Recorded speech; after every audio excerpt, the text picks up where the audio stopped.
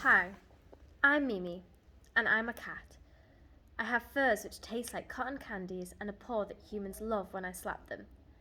Humans are weird. They think my paws are cute. How dare they? My paws are dangerous. You know what? I can roar like a lion too. Meow! Anyway, I'm here to tell you a story. A story about my family and how I ended up living with these lovely but annoying little creatures. I live with Grandpa Leo, a retired jazz pianist, Grandma Olivia, a yoga master, Papa David, I don't know what he does for a living to be honest, Mama Emma, a horrible cook, Brother Charlie, a quiet kid who wants to be a poet, and Sister Harper, my best slave. No, a sir. No, my best friend. And yes, they are not cats. They are like you. They are humans. I've been living with them for 8 years now. And even though I look like a baby, I'm actually 8 years old. I know what you're thinking right now. This is where you humans get it entirely wrong. 8 years in cat life is like, well, I'm fully grown up. So please, don't come to me with that horrible looking smile on your face saying, oh, look at this cute little kitty. That is the most disgusting thing I can imagine. I'm nearly 50 years old in cat age, you know. Imagine meeting a 50-year-old stranger and saying to them, oh, you're so cute, can I touch you? It's a bit weird, isn't it? Don't even think about patting my butt. Please, pay some respect. Well, if I'm 8 years old and I've lived here for 8 years, that means I was born and brought here when I was a little baby. I'll tell you what actually happened in a minute. I have something to confess though. You promise to keep it a secret? I don't believe you, but I'll tell you anyway. I've been having this dream. It's a dark, rainy day and someone is carrying me, running away from something. Or someone, I don't know. They put me inside a box and then leave. It's funny actually, because in my dream, I thought I was playing hide and seek like I play it with Harper. But the only difference is, they never come back to find me. So I just stay there inside the box until I wake up. I know a dream is just a dream, but it feels real to me. Change of the subject. Do you know what my brother Charlie did while having dinner? What? You guys don't do dinner? How about tea? Oh, okay, whatever you guys call it. What I mean is a thing when you and your family gather around the table at the end of the day and eat and talk with food in your mouth. Gross. Let's call it tea inner for now. Well, Charlie acted kind of not Charlie this evening. He usually doesn't speak a word while eating, but he seemed sort of determined. He suddenly stood up, took a piece of paper from his pocket and started reading it. I don't usually compliment, but I thought it was lovely. Charlie wrote something like, no matter who you are and what you are, there is a family who love you no matter what. I know, it's a bit cheesy. Then this is the part where it all started to go wrong. Charlie said he wanted to be a poet. No, no, no, no, no. Poems or art is like he who must not be named in this family. We don't talk about them. The reason is that when Papa David was a boy, his papa, Grandpa Leo, used to leave the house for a long time to play the piano on cruise ships, not caring about the family. And obviously, David said, what? To Charlie? Yeah, he was furious. He completely had gone bananas. He said art is only a luxury and will ruin Charlie's life and this family. He even mentioned Grandpa Leo, saying, look what art has done to Grandpa's life. God, I love this dude. He is such a badass. Charlie then crumpled the paper, threw it on the floor, stomped back to his room and closed the door behind him. Slam! Everyone froze. I have never seen Charlie act this way. I followed him and sat down in front of Charlie's room.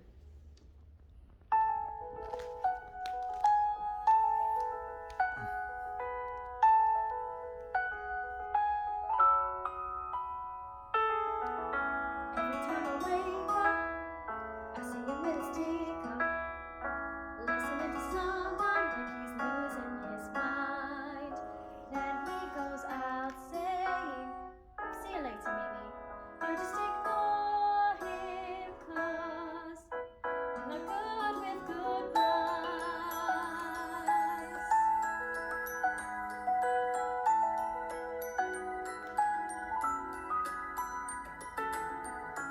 Chilling with a big gun and a bit of yoga. I scratch my nails and lick myself, that sounds a bit weird. Then I waited, wondering when will he come back home.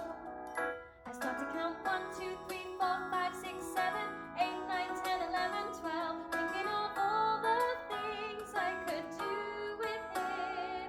But he comes home late nights with the cloud in his eyes, and I say,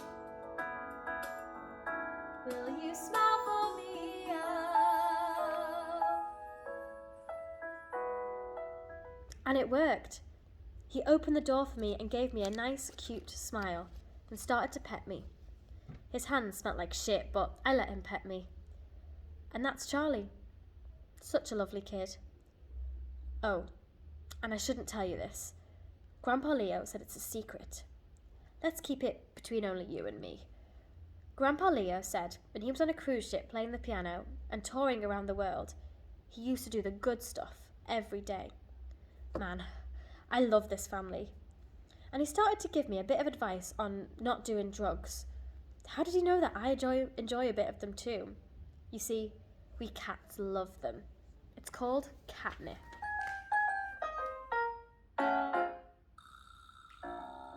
Do you know what I really do when nobody's around? Well, before they abandon me alone in this lonely house and start to make me feel unimportant, I act normal. Well, normal to me. I do cat things, insane things, stranger things. Just stare at them like I see you, but as if I don't care, like nobody's there. And when I hear the doors close, I do this thing they like to call it catnip. So to those who don't know what catnip is, you guys walk around late night and ask someone, you got some good stuff? Well, this is that good stuff for me.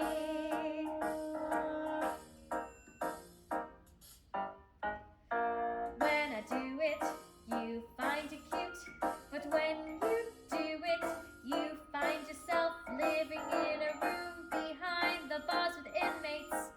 It's called jail. This is that cute stuff for me. And don't do catnip, kittens. Stay in school. Anyway, I was playing hide and seek with Harper the other day and, about Harper. She's a complicated little thing. She wants to be a cat. Funny thing to say, really. Who wants to be a cat? As I said, we were playing hide and seek and I went into a box and hid there. But she couldn't find me. So I was inside the box for the whole day. Well, about 5 minutes, I think. Harper started looking for her mother because she thought I had run away. She's such a dumb little... Actually, it would remind me of the dream I was having.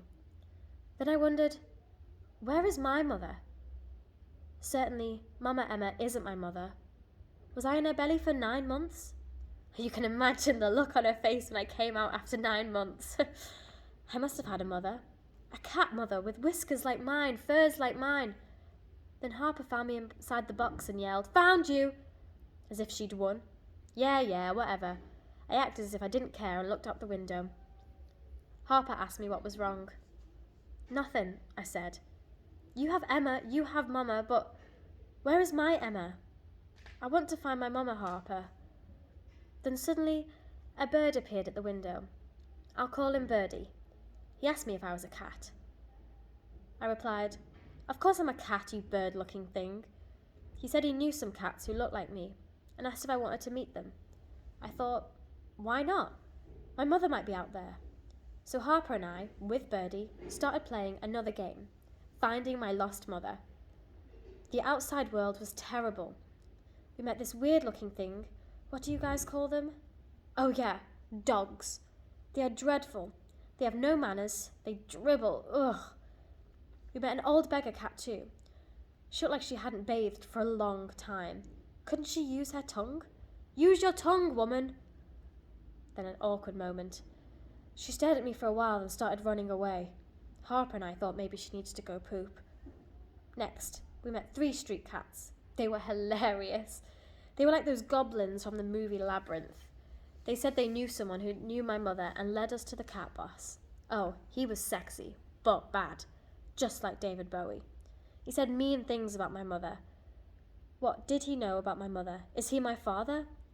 Then I'll understand, but he was definitely not my father. So I said, puss off to him. He got mad and threw Harper and me inside a pit. Yeah, he is definitely not my father. No. We both knew that family at home would be worrying about us, but we couldn't do anything. Birdie ran away too. He just flew away. That nasty little... I'm only joking. I won't be here and talking if I hadn't survived that day. As I was thinking of ending my life inside the pit with Harper, Birdie's family came and flew us back home safely. I wish I was a bird. They are cute little things. There seemed to be a cold air floating around the house when we arrived. Charlie said that Grandpa Leo and Papa David had an argument with each other. Such a shame I missed that. I would have sat in the corner watching them fight, enjoying myself. Oh, but he did mention that Grandpa Leo fell over, grabbing his heart. That poor old man. He should have stopped doing those drugs sooner. David was also angry at us. Harper explained that he went out to find my mother. David yelled at me, asking how I could wish for such a thing. I knew what I had done was wrong, but I ignored him. Went into Grandpa's bedroom and sat beside him. Grandpa woke up and smiled at me. He looked around the room and started coughing really bad. I thought his lungs were about to come out of his mouth. I tried to go and ask for help, but he insisted me to stay. He asked me if I could give David an old photo album that he'd been keeping. He said I could find it inside his old piano chair. I looked at him and gave him a nice little wink. Then I noticed something was wrong. Grandpa Leo's eyes weren't looking at me. It seemed like his eyes were gazing at this empty space. Grandma Olivia came into the room saying that Harper had come back, thinking that Grandpa was asleep. She shook his body to wake him up, but the only thing she could feel was the heaviness of his body. She kept on staring at Grandpa and then put her face on Grandpa's blanket and started crying. Then all the family came in, knew what had happened to Grandpa, and started mourning too. And I just sat there, not knowing what to do. We didn't do much after Grandpa's death. Had a funeral, and many of his old friends came and sang Amazing Grace. It felt like they were singing Amazing Grace, how sweet the weed. I wonder if they had done the good stuff too. Anyway, after about a weed... No, did I just say weed? I mean a week. Yeah, about a week later, I found David in his room alone, reading something. When I entered his room, he quickly hid the paper he was reading. Maybe it was just some bills or something. Then I remember what Grandpa said, searched for the photo album and gave it to David. Inside the photo album, there were photos of young David. He seemed like a cool kid when he was young. Wonder what had happened to him all those years. Seemed like Grandpa Leo had been keeping those pictures since he was working on a cruise ship. David thought his papa didn't care for him or miss him, but that photo album surely made him understand his papa. David gave me a look and proposed. Let's go and find your family, Mimi. We all went outside. We met 3 street cats and a cat boss again. I immediately punched them in the face, kicked ass, and dropped them into the pit. But the moment I was about to finish them, Grandpa Olivia stopped me and saved the cats from the pit. Lucky for them. She said that they are my kind, my family, and I should learn to forgive them too. Then Grandma Olivia and Mama Emma returned home with them to cure them. David, Charlie, Harper, and I headed for the bridge. The cat boss said I would find my mother there. There was a river under the bridge and a tiny stepping stones big enough only for me to go across. So I said goodbye to David, Charlie, and Harper and started crossing the river alone. It was so dark I couldn't see what was under the bridge, but as I got near and near, there was that old beggar cat I saw the other day. She seemed to be shocked when she saw me. I asked her if she knew where my mother was. She answered with a story. About 8 years ago, there lived a cat and her little baby. They used to live with a human family, but they were abandoned and had to live in the streets. Street cats were not fond of those who were friends with humans, so they started hunting them down. Mother cat and her baby kept running away, but Mother cat knew they couldn't run away forever. Mother cat wanted her baby to be safe, but she hid the baby inside a box, dropped it in front of a house, and left. Yes, I know. It's just like my dream. But that dream was not a dream, it was a memory. Maybe she is my mother. Maybe she was the one who put me inside the box. But I couldn't understand. Why did she leave me and never come back for me? I left her and ran back to cross the river. I started to believe what the cat boss said about my mother was true. I was crossing the river but slipped and fell into the water. Then that old beggar cat jumped into the water to save me. Bit of a shame. She couldn't swim. So Harper came in to save me. Such a shame Harper couldn't swim either. Then Charlie, I felt sorry for him. He just made it worse and made me drink water. Then David came and saved us all from the river. As soon as we were all out, the old beggar cat ran back and hid under the bridge. David then cited a phrase from Charlie's poem, saying that no matter who she is or what she's done, she is still my family. Next, I saw David and Charlie hugging each other. A disgusting, lovely thing, to be honest. I don't hug. It's a no-no from me. I gazed at the darkness, wondering why the old cat put herself in danger to save me. Then Harper came to me and said that the old cat under the bridge has whiskers and furs just like me. That old cat did not just like me, and I looked just like her. I started to walk again. Moonlight was shining over me, but there, I could see nothing. As I got nearer, the old beggar cat started hissing at me. Don't come any closer. Go back to where you belong. Yet, she didn't want me to go near her. But I needed to know the reasons for what she had done. Why did she abandon me and then try to save me now? I just couldn't understand. She kept on hissing at me, but I didn't care. I had to see her, so I stepped into the darkness. Mother? She kept on shrinking back as I tried to get closer. Mother! Then she looked at me. Her eyes were full of fear. Please, go back to your family, she said. Family? What did she mean by family? I looked back. Harper was on a piggyback and Charlie was looking at David, smiling. And David was looking at me. Inside David's eyes, I saw an image of Grandpa Leo on a cruise ship, looking at his photo album, also smiling. Then I turned my head to this cat. She was just there, all messed up, soaked, shivering. And I started to believe she was my mother.